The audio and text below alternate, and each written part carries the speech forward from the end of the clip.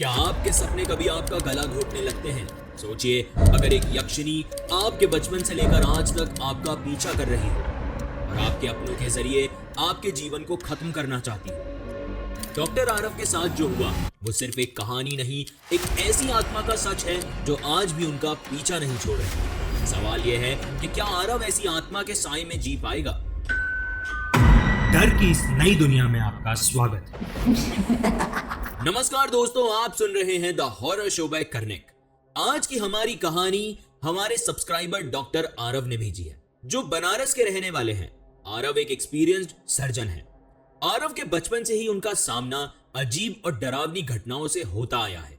काले जादू, टोने टोटके और एक भयानक यक्षिनी जो उनके जीवन का हिस्सा बन चुकी थी। उन्होंने सोचा था कि शायद वक्त के साथ सब ठीक हो जाएगा, लेकिन उनका सपना सच हो गया जब वो यक्षिनी वापस आई और इस बार उनके अपने परिवार के जरिए उनका विनाश करने का इरादा लेकर आई। तो चलिए सुनते हैं डॉक्टर आरव की ये रियल स्टोरी, जो आपको सच और कल्पना के बीच का फर्क भूलने पर मजबूर कर देगी। डॉक्टर आरव का बचपन एक अजीब सी बात से घिरा था। बनारस के एक छोटे से शहर में पैदा हुए आरव को अक्सर लोगों के काले जादू का शिकार होना पड़ा। किसी ने उनके घर के सामने टोने टोट के रखे तो किसी ने उन पर काले जादू के आसन चलाए। आरव, जो वैसे ही कमजोर दिल का बच्चा था, वो इन सब चीजों के होने से और ज्यादा डर महसूस करने लगा था। उसकी कुंडली कई पंडितों को दिखाई गई, उनसे समाधान मांगा गया, पर सबका बस एक ही कहना था कि इस बच्चे के गण बहुत कमजोर हैं। यह प्रेत आत्माओं की एनर्जी को अपने पास अट्रैक्ट करता है। क्या आप यकीन कर सकते हैं इस बात पे कि कोई इंसान, कोई बच्चा जो प्रेत आत्माओं को अपने आसपास अट्रैक्ट करता है? आरव के छोटे से जीवन में एक ऐसा भी पल था जब उनके दादा की लाश घर के अंदर रखी गई थी। आरव उस लाश को घूर कर देखता रहा, जैसे वो लाश उसे घूर रही है। उस दिन से ही उसका मन आत्माओं के प्रति और भी डर से भर गया था। पर वक्त के साथ आरव बड़ा हुआ और अपने डर को पीछे छोड़कर एक डॉक्टर बन गया।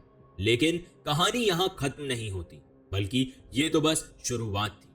वो कहते हैं ना कि प्रेत आत्माएं और हवा अपना रास्ता ढूंढ ही लेती है। कोलकाता के एक पुराने गवर्नमेंट हॉस्पिटल, जो अपनी हॉन्टेड मॉक के लिए मशहूर था, एक डरावनी कहानी का एपिसेंटर बन चुका था। अक्सर ये अफवाहें सुनने को मिलती कि रात के समय वहां कुछ अजीब होता है। कोई कहता है कि उन्हें व्हील चेयर चलने की आवाज सुनाई दी, तो कोई दावा करता है कि उन्होंने लाशों को हिलते हुए देखा।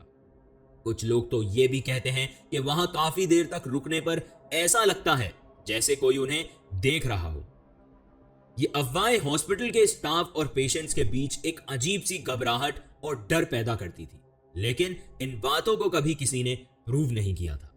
डॉक्टर आरव, जो एक एक्सपीरियंस्ड और प्रैक्टिकल माइंडसेट रखने वाले सर्जन थे, इन बातों पर हमेशा हंस दिया करते थे। उन्होंने इन अफवाहों को बस लोगों का इमेजिनेशन या बोर्डम का नतीजा समझा था। लेकिन जब उनकी ड्यूटी एक दिन अचानक मॉर्ग रूम में लग गई, तो उनका सारा कॉन्फिडेंस धीरे धीरे डर में बदलने लगा।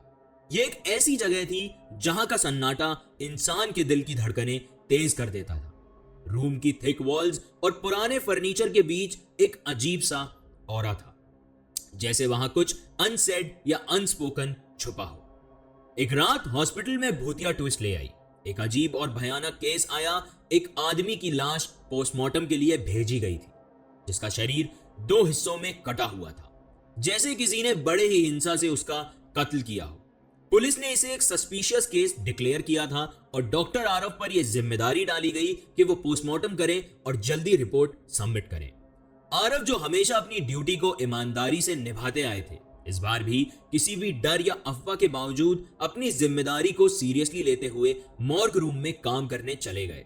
लेकिन उन्हें यह बिल्कुल भी अंदाजा नहीं था कि उस रात का अनुभव उनके दिलो दिमाग पर गहरा असर छोड़ने वाला है। रात के 2 बजे का समय था। हॉस्पिटल के कॉरिडोर्स में एक अजीब सी शांति थी, जैसे वहां की दीवारें किसी पुरानी कहानी को अपने अंदर छुपाए बैठी हो। हर जगह सन्नाटा था और कभी कभी दूर से किसी मशीन के बीप करने की आवाज इस शांति को तोड़ देती थी। डॉक्टर आरव ने अपने दिल की धड़कनों को समझाते हुए मॉर्ग रूम का दरवाजा खोला। जैसे ही दरवाजा खुला, एक ठंडी हवा का झोंका उनके चेहरे को छूकर निकल गया, जैसे अंदर की हवाएं उन्हें वापस भेजने की कोशिश कर रही हो। रूम के अंदर एक कोने में एक लाश रखी थी, सफेद चादर से ढकी हुई।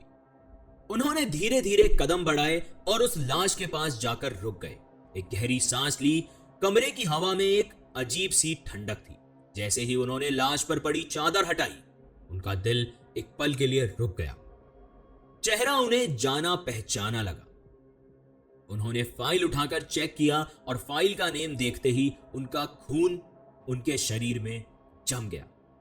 12 साल पहले एक भयानक एक्सीडेंट के बाद अपने हाथों से उन्होंने उस आदमी की जान बचाई थी। आरव के दिमाग में उन दिनों की तस्वीरें तेजी से आने लगी थी, लेकिन अब वो इंसान उनके सामने एक लाश के रूप में पड़ा था, शांत लेकिन एक अजीब टेंशन के साथ। आरव ने अपने इमोशंस को कंट्रोल करते हुए पोस्टमार्टम की तैयारी शुरू की। उन्होंने ग्लव्स पहने और इंस्ट्रूमेंट अरेंज किए, लेकिन उनका मन बहुत अशांत था। जैसे ही उन्होंने स्कैपल उठाया और लाश पर पहला इंसिजन लगाने के लिए आगे बढ़े, एक अजीब और असंभव घटना घटी। लाश की आंखें एकदम से खुल गईं। आरव का हाथ कांप गया और स्कैपल उनके हाथ से गिरते गिरते बचा। उनके सामने एक ऐसे चेहरे की आंखें थी जो बिल्कुल शांति से उन्हें घूर रही थी। डॉक्टर आरव ने अपने आप से कहा कि यह बस मेरी इमेजिनेशन थी। हो सकता है पोस्टमार्टम के दौरान मसल्स रिएक्ट कर गई हों, पर आंखों की मसल, ये तो मैंने पहली बार देखा। लेकिन अंदर से उनका मन उनकी बात नहीं मान रहा था। तभी एक धीमी आवाज आई। आरव ने तुरंत पीछे मुड़कर देखा, लेकिन रूम में उनके अलावा कोई नहीं था। वो आवाज उनकी पीठ के पीछे से आई थी, जैसे कोई बिल्कुल करीब से बोल रहा हो। आरव का दिमाग सुन्न होने लगा और रूम के अंदर की ठंडी हवा और भी भयानक लगने लगी। उन्होंने अपने आप को संभालते हुए वापस बॉडी की तरफ देखा, लेकिन उस समय उन्हें कुछ समझ नहीं आ रहा था कि ये उनका इमेजिनेशन है या सच में कुछ भूतिया हो रहा है। उन्होंने सब कुछ इग्नोर किया और पोस्टमार्टम खत्म कर रिपोर्ट सबमिट कर दी।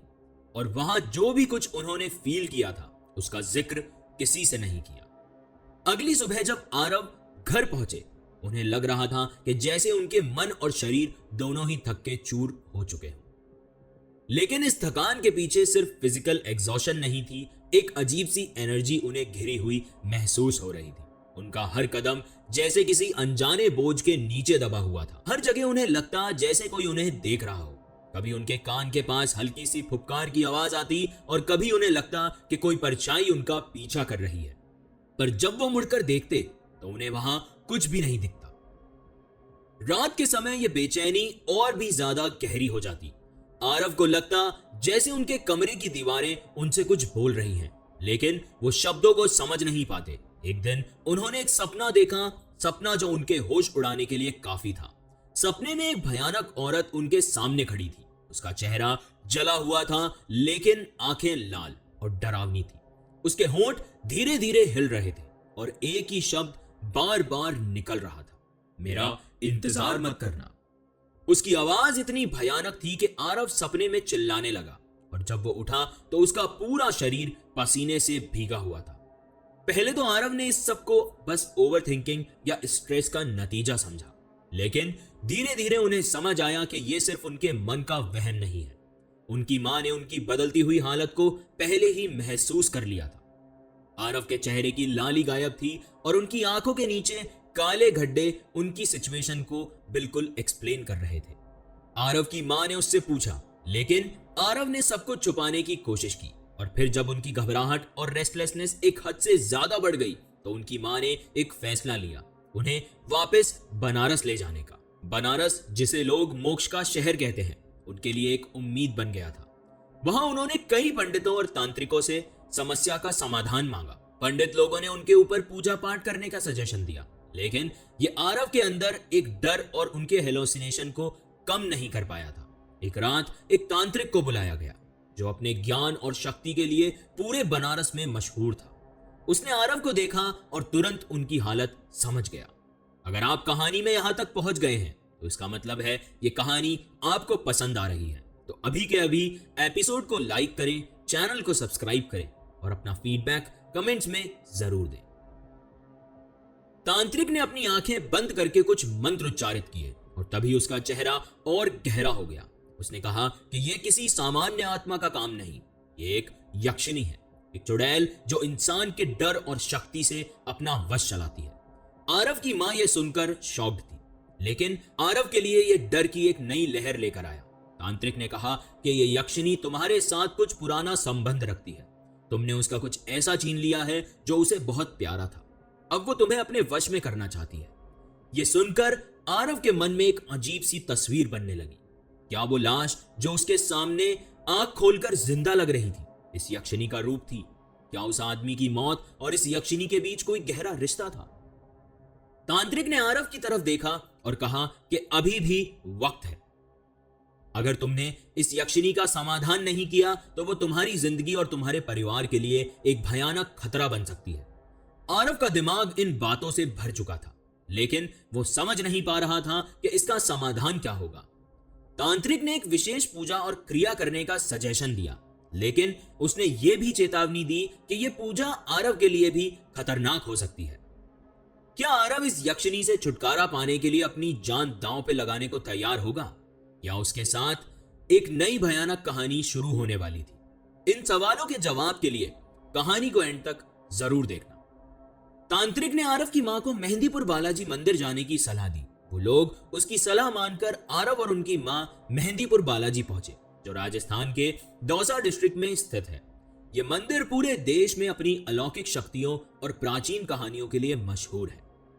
मंदिर के अंदर एक गहरा और भयानक सन्नाटा था, जैसे कि वहां की दिव्य शक्ति हर आत्मा को अपने वश में कर लेती हो। वहां आने वाले लोग अपने साथ हुए भूत प्रेत और काले जादू के प्रभाव से छुटकारा पाने के लिए पूजा करते थे, और यहाँ कई सालों से ऐसे ही किस्से चलते आ रहे हैं। आरव और उनकी मां ने मंदिर के पंडित जी को अपनी पूरी कहानी सुनाई। पंडित जी ने उनकी बातें सुनते ही गहरी नजर से आरव को देखने लगे, जैसे वो उनका मूल दोष समझ रहे हो। फिर उन्होंने कहा कि बेटा, ये जो तुम्हारे साथ हो रहा है, ये किसी सामान्य आत्मा या प्राणी का काम नहीं है। ये एक यक्षिनी है, जो एक शक्तिशाली चुड़ैल होती है। ये इंसान के मन और शक्ति के साथ खेलती है। तुम्हारे बचपन में वो तुम्हें इसलिए छोड़कर चली गई थी क्योंकि उस समय तुम्हारा शक्ति केंद्र कमजोर था, लेकिन अब जब तुम्हारे पास शक्ति और मनोबल है तो वो फिर से तुम्हारे शरीर पर कब्जा करने के लिए लौट आई है। यह सुनकर आरव और उनकी मां के चेहरे पर एक साया सा छा गया। पंडित जी ने उन्हें संतावना दी और कहा कि पूजा पाठ के द्वारा इस यक्षिनी के प्रभाव को रोका जा सकता है। उन्होंने तुरंत आरव के ऊपर पूजा पाठ शुरू कर दी। मंदिर के गर्भगृह में जहां बालाजी का दरबार था, पंडित जी ने आरव के नाम से एक विशेष यज्ञ किया। पूरे मंदिर में मंत्र गूंज के बीच आरव ने महसूस किया कि जैसे कोई उसके अंदर के भय और अशांति को खींच रहा हो। पूजन के दौरान पंडित जी ने आरव और उनकी मां को एक ज्ञानवर्धक चेतावनी भी दी। वो बोले कि मंदिर से जाने के बाद तुम किसी भी अनजान चीज को हाथ मत लगाना, किसी भी व्यक्ति का दिया हुआ प्रसाद मत लेना, चाहे वो तुम्हारा कितना ही अपना क्यों ना हो। यक्षिनी तुम्हें बहुत धोखे से वापस खींचने की कोशिश करेगी। अगर तुम इससे बच गए तो वो तुम्हारे करीबियों के पास भी जा सकती है। इस बात का तुम्हें सबसे ज्यादा ध्यान रखना होगा।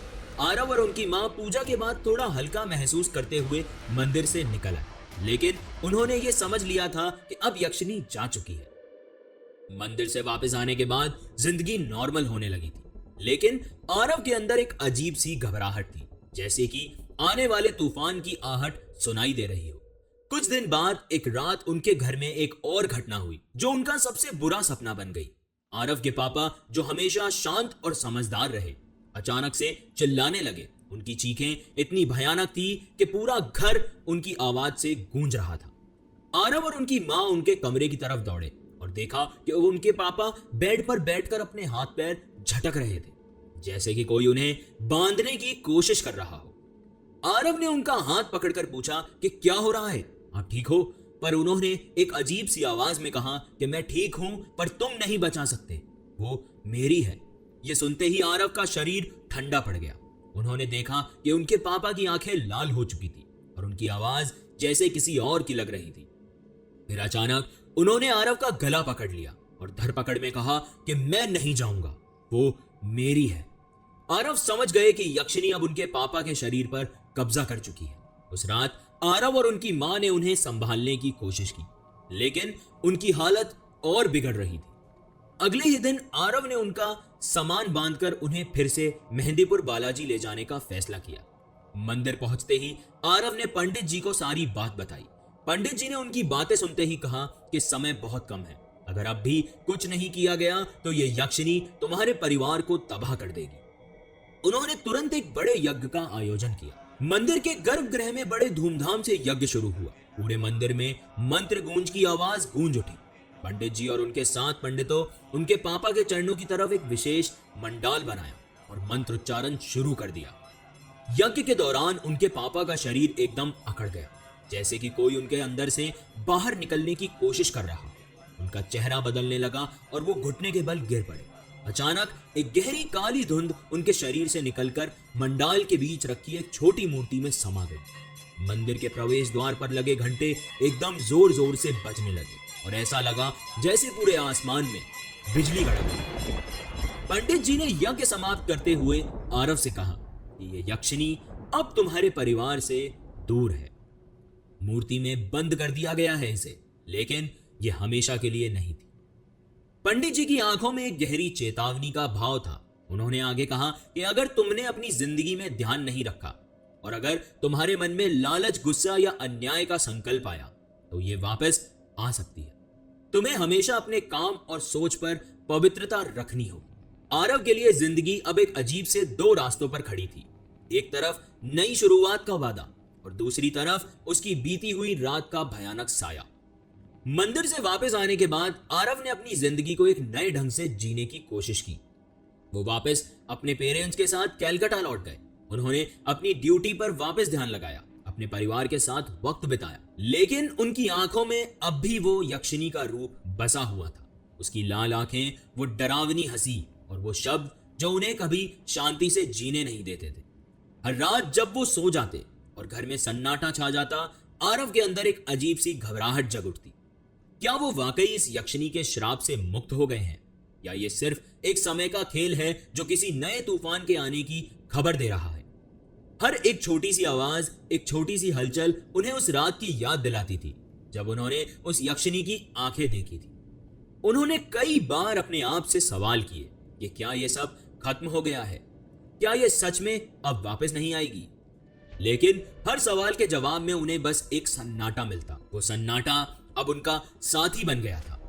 आरव ने अपने आप को बिजी रखने की बहुत कोशिश की, लेकिन हर बार जब उनसे कोई छोटी सी गलती हो जाती या फिर वो किसी पर गुस्सा कर देते तो उन्हें लगता कि उनके आसपास कोई उन्हें देख रहा है। क्या आरव की जिंदगी अब शापित है? क्या वो हमेशा के लिए यक्षिनी के साए में जीने के लिए मजबूर है, या फिर मंदिर के यज्ञ ने वाकई उन्हें मुक्ति दे दी? ये एक ऐसे राज का हिस्सा बन चुका था जो शायद कभी भी समय के पन्नों में लिखा नहीं जाएगा। आरव की कहानी खत्म हो गई थी, लेकिन उनकी जिंदगी का एक नया अध्याय शुरू हो चुका था।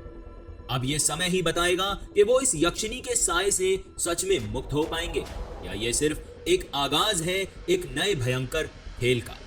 तो दोस्तों, ये थी डॉक्टर आरव की कहानी। एक ऐसी कहानी जो सिर्फ डर और आत्माओं के साए की नहीं, बल्कि इंसानी हिम्मत और विश्वास की भी है। आरव ने अपने और अपने परिवार के जीवन के लिए जो सहा, वो असल में एक मिसाल है। इंसानी शक्ति किसी भी आत्मा या शैतानी ताकत को मात दे सकती है, पर यह कहानी एक सवाल छोड़ जाती है। क्या आरव सच में उस यक्षिनी के साए से मुक्त हो चुके हैं, या वो अब भी यहीं कहीं किसी कोने में उसका इंतजार कर रही है? ये राज शायद हमेशा के लिए अनसॉल्व्ड ही रहेगा। अगर आपके साथ भी कभी कुछ ऐसी डरावनी घटना हुई है तो आप हमें जरूर लिखें। ईमेल आईडी आपकी स्क्रीन पर है। कहानी के साथ अपना कॉन्टैक्ट नंबर जरूर शेयर करें।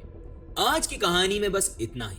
मैं कर्णिक फिर मिलूंगा अगले हफ्ते एक और स्पाइन चिलिंग कहानी के साथ। तब तक के लिए सेफ रहें और याद रखें, कभी कभी सच कल्पना से ज्यादा भयानक होता है। हमारे चैनल पर ऐसी ढेर सारी कहानियां आपका इंतजार कर रही हैं, तो जाएं और कहानियों का लुत्फ उठाएं।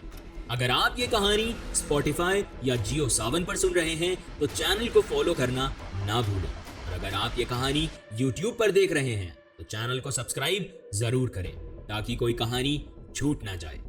धन्यवाद। आप सुन रहे थे the horror show by Karnik.